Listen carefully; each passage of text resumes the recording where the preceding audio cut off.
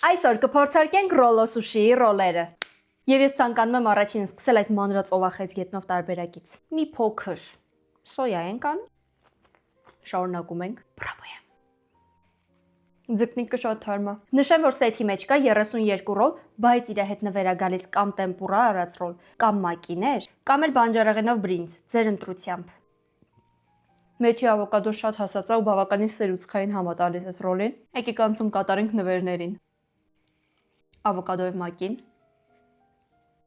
Էլի նույն հասած ավոկադոն է մեջը։ Եկեք բրնձիկից փորձենք։ Շատ համով է, պլյուս պորցիոն հլինչ մեծ է։ Քանի որ ռոլո սուշին ունի նաև սենց լանչ բոքսեր հետաքրքիր, որոշեցի սա էլ պատվիրեմ ու փորձեմ։ Ինչ ունենք մենք այստեղ։ Մենք այստեղ ունենք Կալիֆոռնիայից, որը նոր փորձեցինք, ֆունչոզա ու հետաքրքիր լապշա։ Ֆունչոզայով թեթև աղցանաս է։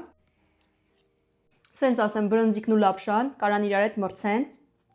բայց բրինձը կհաղթի։ Որ իրեն սոուսները վերջնա։